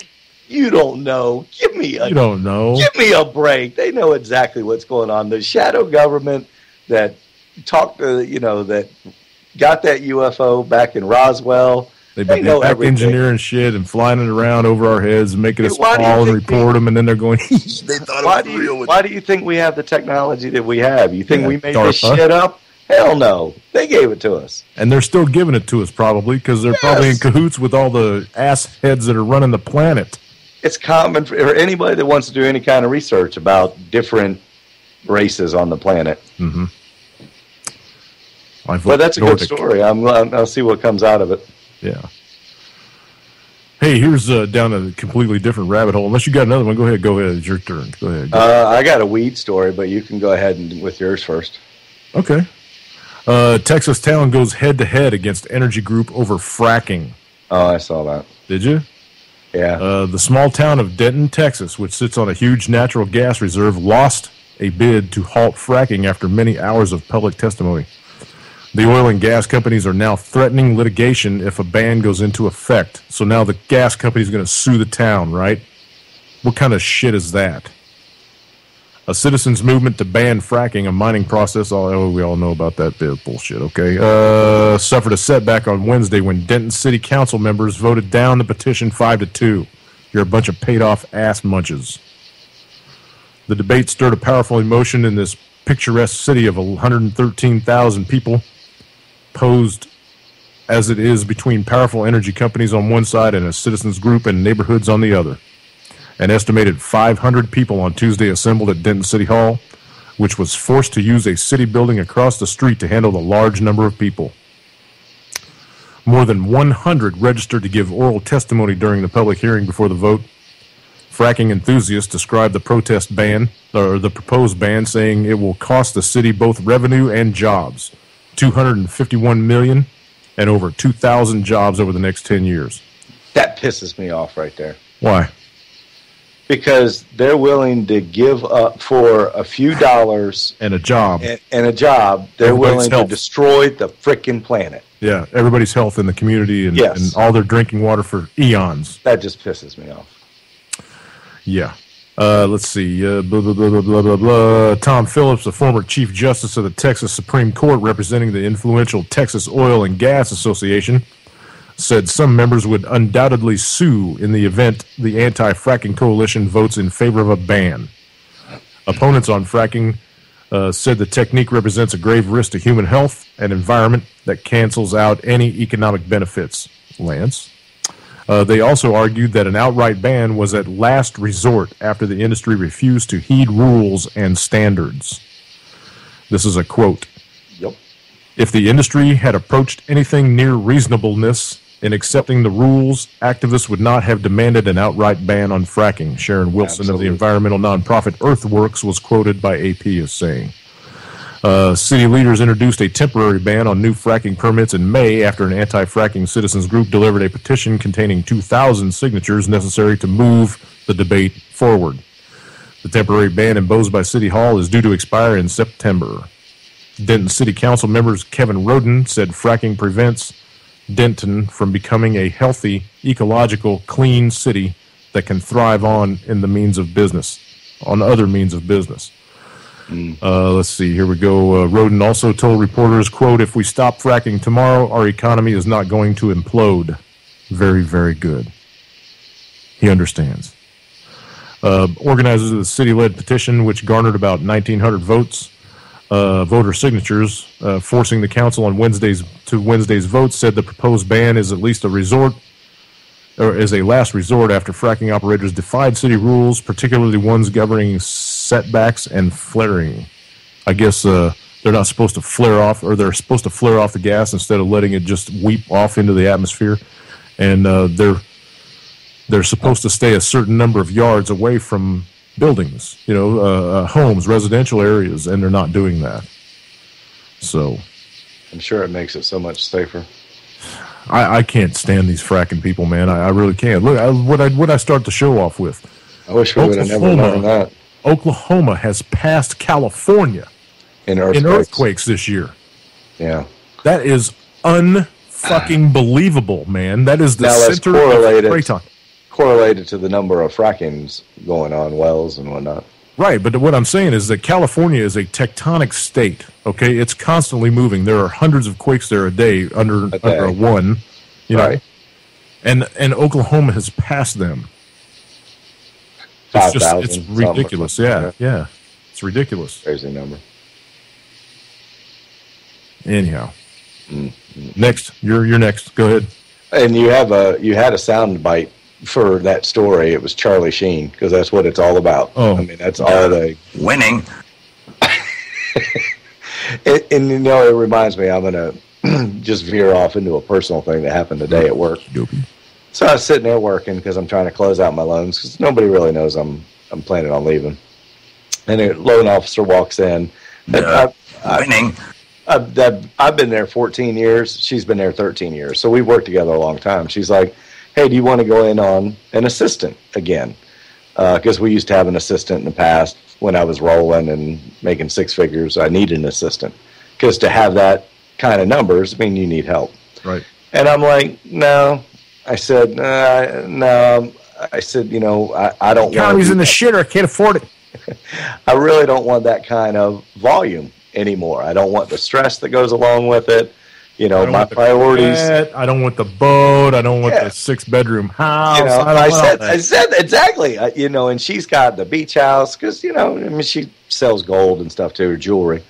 But she's got the beach house and wants to buy another one, on the beach, and got rental properties, and she's just, really, she does good numbers and she makes good money, but she's stressed out she's stressed out all the time. I mean, it's a very stressful job. Happily married. Sure, she's not. She just got married. Kidding. I'm just kidding. Keep going. But I was like, Don, my priorities have changed. I said I don't want the big house. I got rid of my Corvette. I just want a little 1,200 square foot house in a wooded lot, and everybody just leaves me the hell alone when I get home. And that's what I want. And she said, she goes, you are one pathetic loser. I said, Don, I've looked at life, and I said, this can't be why I'm on this beautiful planet. I'm not put on this damn planet to work 7/8 of my life as a slave and then freaking die. I said, that's not why I'm here. I said, my priorities have totally changed.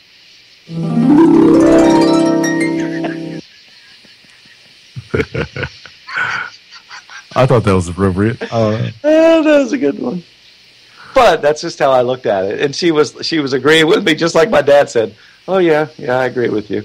But I need to buckle down for the next 2 years so I can really do this and do that. And I'm like, yeah, no, I can't help you. Very cool, man. So when are you going to break the news to him? When you start cleaning your desk out? Yeah, I mean, we really don't give any notice in this business. No shit. You're just not going to come in one day? You're going to turn in your company phone and all that? No, I mean, I got files that I'll have to turn over to other people in the office, and, I'll hang out a little while, but, anything that closes 2 weeks after I leave, I'll still get paid on. So I just have to stay long enough to make sure that those loans that I have are going to close within 2 weeks of me leaving. Right. So that'll put me to the end of the month. So hopefully none of my coworkers are listening tonight and go in and rat me out tomorrow. or the NSA send an anonymous email to my boss or something because they're listening. Right. You walk in and there's a for sale sign on your desk. What the fuck?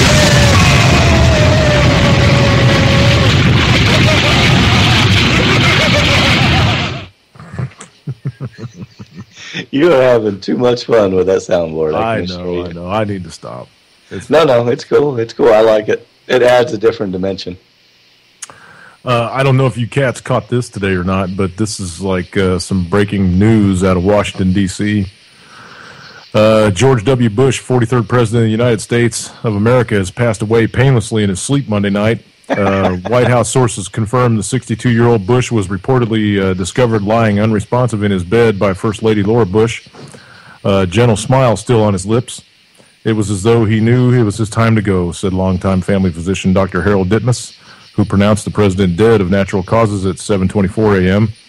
Plans for Bush's funeral, however, have been postponed indefinitely following an unexpected incident in which the president's corpse was sucked through an Air Force One jet engine. If you're not aware of Onion News, that was one of the releases today.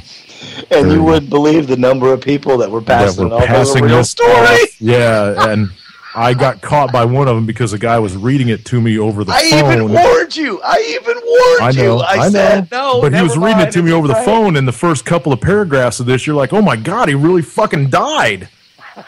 Because at first I heard it was HW. Right, and we all know that guy's got Parkinson's, and he's on his deathbed. He's probably discussing with the devil how much ground he's going to take over in hell when he gets there. Right.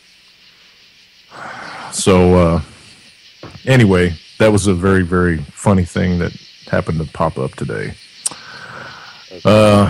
let's see what else we got on the Twitter feed. Have you got anything else over there? I got that weed story. Oh yeah, go ahead. We got we still got 25 minutes left. So, you know anybody in Illinois? Yeah, quite a few. Patients awaiting access to medical marijuana in Illinois may have it by early 2015. Woohoo! After there's got to be some good sound bites for this one. After rules from the state's restrictive pilot program were approved by the... Now, before I say the name of this body that approved this thing, do you think that they could have just named it the Committee on Administrative Rules Tuesday? Or did they have to name it the Joint Committee on Administrative Rules Tuesday? No! More than 7 months after Illinois medical marijuana law went into effect, Tuesday's approval outlines the steps and approximate timeframes qualifying patients and prospective entrepreneurs can expect before they get the green light to use, cultivate, or dispense the drug. Hell yeah! Not really, because we don't want other states to follow this. The law that created the Illinois pilot program, Come on! already more than halfway into the first of its 4 years, is among the strictest in the nation, in part due to limits on medical conditions that qualify for treatment and the steep fees and startup costs required of the medical or medicinal marijuana business. 23 states, including Illinois, have passed medical marijuana laws and legislations pending in 3 others. So we got over 50% here very soon. Duh. Winning. More than 10,000 Illinois patients may eventually sign up, according to the Associated Press. Oh, yeah. But here are things about the newly approved rules for Illinois medical marijuana. Patients just have to wait a little bit longer. Patients with the last names beginning A through L can apply to use marijuana in September and October. Are you shitting me? Are we in fucking kindergarten? Grade school.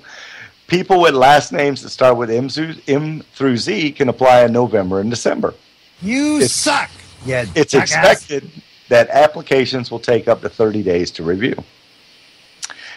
Number 2, even longer for the actual drug, because all medicinal marijuana must be grown in-state. Since the crops take roughly 4 months to grow, state officials told the Tribune they expect it will be spring of 2015 before the drug is available. Because we don't want nobody else making no tax money. We got to make it out. That's right. Medical marijuana entrepreneurs are expected to be able to apply for a license and grow and sell by September. Once approved, they would have 6 months to get their operations up and running. So that would be September. It'd be right near the spring. There's sick, and then there's eligible for medical marijuana. Patients are only eligible for the marijuana registry card if they suffer from 30 qualifying conditions that include cancer, HIV, and glaucoma, and that they recently passed a bill that would grant minors suffering from those conditions that include epilepsy to access the oil. Weed won't be growing or selling like crazy. The approved rules uphold the limits on the number of cultivation center and dispensaries that can exist around the state. The rules allow for just 60 and then 21 marijuana cultivation centers throughout the state. And the feds can still bust users, growers, and cultivators of the medicinal marijuana. Or otherwise, it still remains a Schedule I controlled substance under federal law and punishable by fines and jail. However, federal prosecutors have indicated they will not focus on individuals who are following state laws. Pretty strict. Very. Very stupid. I just, I don't know. I can't fathom why they... Well, I understand. The cancer industry is, what, $168 billion a year? So that's why they're keeping cancer... Big Pharma's losing that... losing that battle slowly but surely. Yeah, because people are wising up to it, man. Rick Simpson oil, all the other ways that you can, partake of cannabis and hemp. And it would save the planet.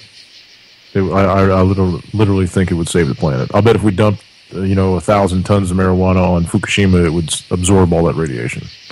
Yeah. Something, I don't know. Maybe not, but it's worth a shot, right? Mm-hmm. If not, it'll put off a really, really nice smelling fog. Anyway. It's like when Obama walked through the bar in Colorado, 3 people offered him hits off of a joint. Want a hit? Yeah. He just smiled and laughed. And went on sucking down beers. Yep. Speaking of TEPCO and Fukushima, let's see this dropped today.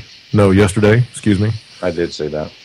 14 different rice paddies outside the Fukushima Daiichi nuclear power plant evacuation zone were contaminated with radioactive material in August of 2013. Japan's agriculture ministry has found. That's 2013, folks, not 2011. How far away were they? Wasn't it 20 kilometers? 20 kilometers, yeah. Despite the findings, which blamed the removal of a large piece of debris from the Fukushima 3 reactor building for the contamination, TEPCO is moving ahead with plans to remove more highly radioactive debris from number 1 reactor building later this month. According to the Asahi Shimbun, TEPCO's removal process was halted when the agricultural ministry informed it of the contamination back in March, but operations are set to begin again soon. That means that the big company doesn't give a shit about the people in the land, right? They just want to make money. No, that's only 13, 14 miles away. Yeah. 20 kilometers. The ministry instructed the operator to implement protective measures for future work, but it's unclear how extensive those changes are.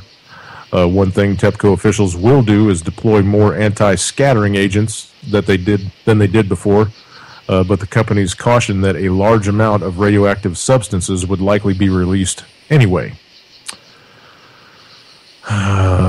It keeps going, but I'm not going to read. This is just ridiculous. These people are destroying the goddamn planet, and nobody seems to care. No one from this country is running over there with their boots on saying, hey, let me help. Well, what can we do about it? I know you're right, but what can we do about it? Something rather than nothing. That's my belief anyway. I was just giving the sheeple response. I know you're right, but what can we do about it? Yeah.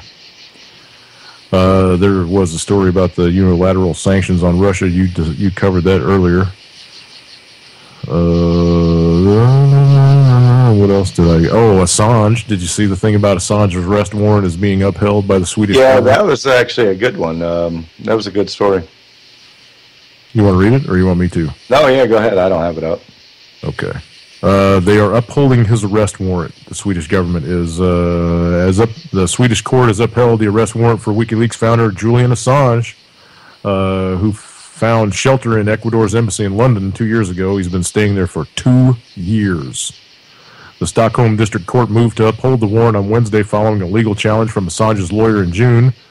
The challenge was spurred by a change of Swedish criminal proceedings regarding the right to information in a criminal procedure, which brings the court in line with EU directive, blah, blah, blah, blah, blah. I think he's being sought for rape or something, yeah? Wasn't that the initial charge? It was childhood. I thought minor rape. If pedophilia? I'm not mistaken, yeah. Really? I thought it was, but I could be way off the mark here. But I thought it was on people under 18. But I could be totally wrong. Yeah, they didn't go into the extent of that. They just, back and forth about he's grabbed asylum in Ecuador, blah, blah, blah, blah, blah. Nobody will go in the building and get him, but there's cops standing out front, and he can't leave, and the U.S. wants him, and they want to assassinate him, and blah. He's just... As much as he's in that window, I'm surprised he hadn't been picked off. Well, come on, man. He's a nobody. He's a fucking nobody. He's sitting in this Ecuadorian embassy in London, and the website's still ticking right along, right? He's not, evidently he doesn't have a lot to do with it, so who gives a shit if he catches a bullet? The cat is just... he's obviously guilty. I thought he still ran day-to-day operations by phone and stuff. I thought he still did conference calls with his peeps and whatnot. I don't know. I think he's a douche, to be honest with you. The leaks and stuff that come out, that's all great and whatever, but I just think he's a douche. He's trying to pull himself off like being some kind of Superman, and he's not. He's a website director, whatever. Who cares? Like a James Bond. He reminds me of a wannabe James Bond, actually. Yeah. I'm super important, so I'm going to step out on this balcony and wave at everybody like the Pope does. Anywho.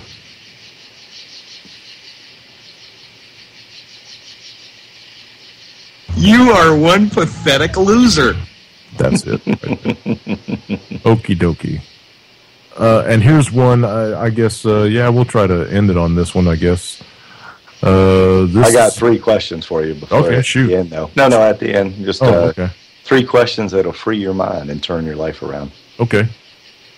This is out of London. Protests against BBC coverage of Israeli military operations against the Palestinian refugee population in the Gaza Strip are erupting across the UK. Yay! With thousands joining a call for fair, unbiased, and contextual reporting of the events on the ground. London, Manchester, Liverpool, and Newcastle saw marches to protest at the BBC's biased reporting, as well as to gather signatures for an open letter to the BBC Director General. London took the main stage of the protest movement.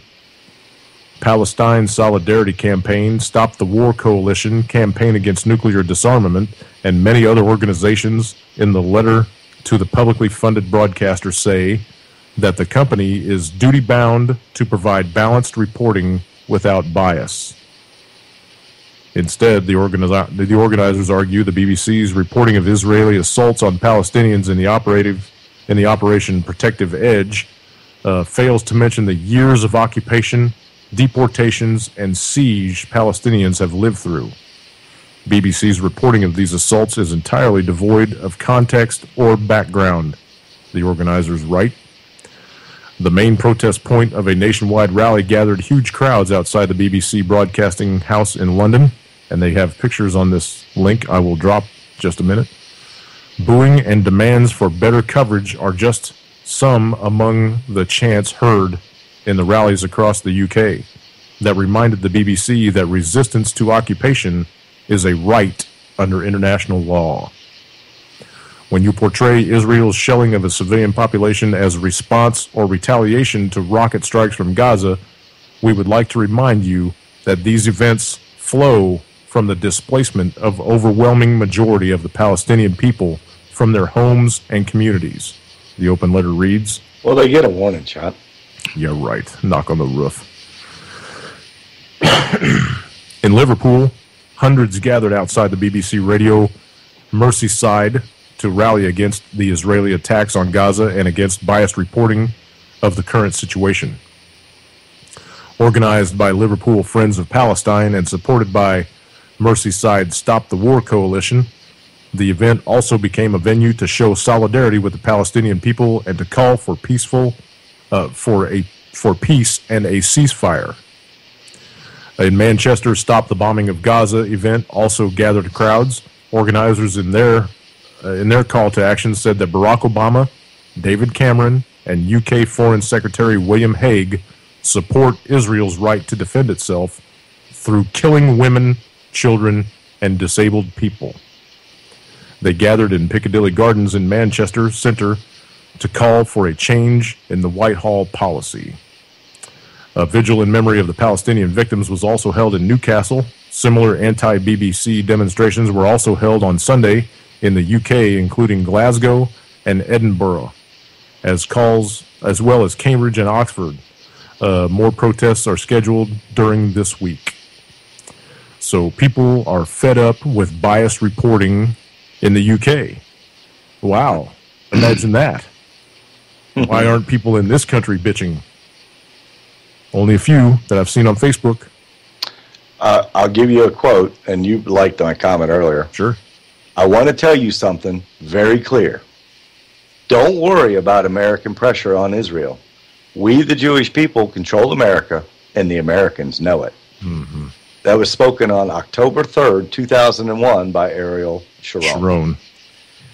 And for some strange reason, the BBC report vanished into the ether, because the BBC did report it. Yep.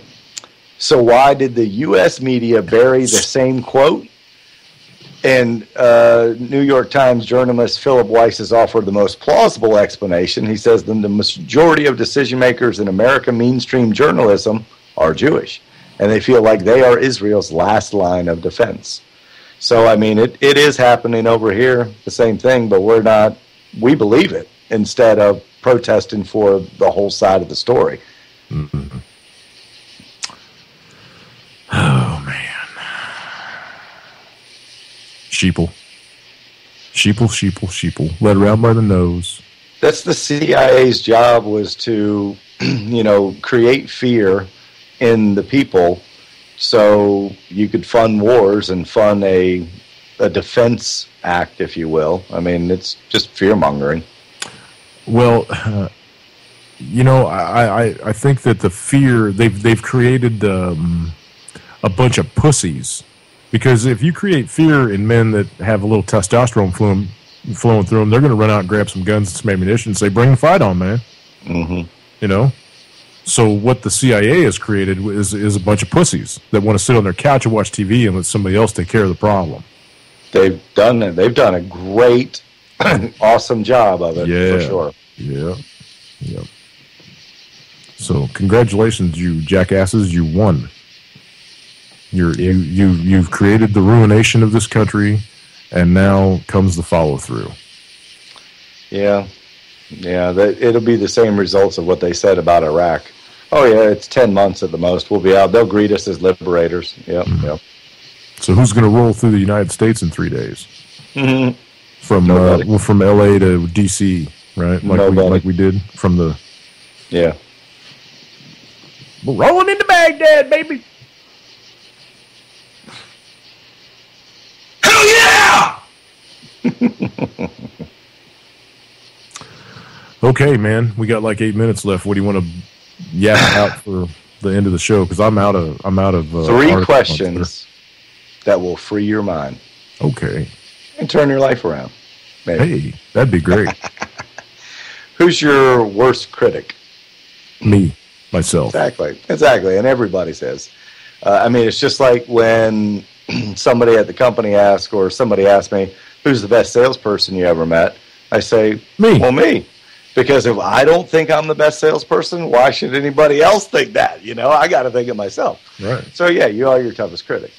If you had a friend who spoke to you in the same way that you sometimes speak to yourself, how long would you allow that person to be your friend? Oh, shit. Wow, what a good question, man. Wow. So when you're hanging, I probably would have busted the guy's teeth out by now for talking to me the way I talk to myself. When you're hanging out by yourself, watch how you talk to yourself. Watch your thoughts. Keep in mind that it is only ever our own thoughts that hurt us. It's how we choose to think about it all. It's true. You think 60,000 thoughts a day. Don't waste 59,999 of them on limited negative thinking. Yep. Stinking thinking. Mm-hmm.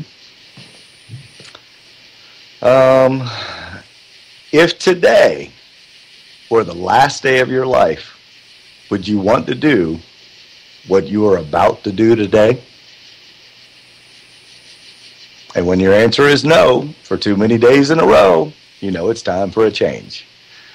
That's kind of what I said earlier when I broke onto my personal thing. If today was, no, I wouldn't. That's why I'm kind of trying to change it, to get to that part. So live your life today. Don't ignore death, but don't be afraid of it. Find your love, your talents, your passions, and embrace them. Don't hide behind other people's decisions. Don't let others tell you what you want. Design and experience your life. The life you create from doing something that something that moves you is far better than the life you get from sitting around wishing you were doing it. So do something today. And every day that moves you, even if you can only spare 10 minutes here and there. And lastly, what are you holding on to that you need to let go of? I'll let everybody answer that one for themselves. Resentment. Mm-hmm. Hatred. All the things that change your karma. Because if you're putting off bad, you're going to get bad back. I want to drop all that. I want to stop. You know, I saw a meme on Facebook the other day that said, "Go 24 hours without bitching." I saw that. Watch your life change. And damn if it ain't super hard to do that one. Oh, yeah. You know, now maybe if I took an extended naps during the day, I might be able to make it through 24 hours without bitching about something. But wow, man, I mean, because I started trying to do it for a couple of days, and I caught myself, you know, and I'd be like, wow, why am I bitching about that? Why am I bitching about that? Why? So it is making a little bit of a change, you know. In the last couple of days, I've noticed that I've had a little bit more energy, and when I pop up out of bed, I'm not slow to get out of bed like I was last week. And, you know, I mean, I think part of that had to do with the weather and the oppressive heat and stuff. But still, I mean, damn, is that hard. But I'm sorry, I digress. Go ahead with your third one. Oh, no. Pay as much attention to the changes that are working positively in your life as you do the changes that are giving you trouble. Appreciate how the unexpected is sometimes better than what you expected. And above all, stop stressing over what's behind you. And I got to do all these myself, too. The end of something good is always the beginning of something great. Say to yourself, dear past, thank you for all the life lessons you taught me. Dear present, I'm ready to go. So don't sweat the small stuff. Live simply, love generously, speak truthfully, work diligently, then let go and let what's meant to be, be. Wake up every morning looking at the world and saying, I got this, man. I got this. Sort of like Frankie in that little picture. I got this. I got this. He's got that look on his face. Yeah. I know something you don't know. The poster that I saw was life is, 10% what happens to you and 90% how you react to it. So. Yep. That is a fact. Try to end this on a positive, slide down onto the runway in a positive note at the show. Yeah, man. So I hope you all enjoyed my sound effects board. I'll try to get a little more used to it. Maybe even find some new ones. I don't know. There's not too many on here that are, worth playing constantly. But yeah, there's a few of them that are kind of funny. Let's see. Everybody stay tuned. Right after me is Nick Burnaby with Anti-Media Radio. I'm going to jump over there and hand him the phones in just a few minutes. And I'll give them some kudos. That is, I don't hang out and chat a whole lot. Hardly ever. But I do tune in on that app, the TuneIn app, and I always listen to these kids' show after because they're awake to what's going on and. Really smart kids. If you don't listen to them, stick around and listen to them. Yeah, definitely worth a listen for sure. They definitely are. Love somebody a little more than you do today. Stop bitching for 24 hours. I challenge everybody in chat to do that because by the end of this month, I'm going to try it. I'm going to accomplish that. I'm not going to try. I'm going to do it. By the end of this month, I'm going to try to do it 24. You can only do it on Tuesdays and Thursdays, though, because you have a show the other day. Yeah, I can't do it during a show day, right? That's right. All right, like I said, everybody, Anti-Media Radio is next. I know my voice sounds super stupid when this music's playing and I'm trying to talk over it, but anyway, y'all hang out at UCY.tv. Peace, people.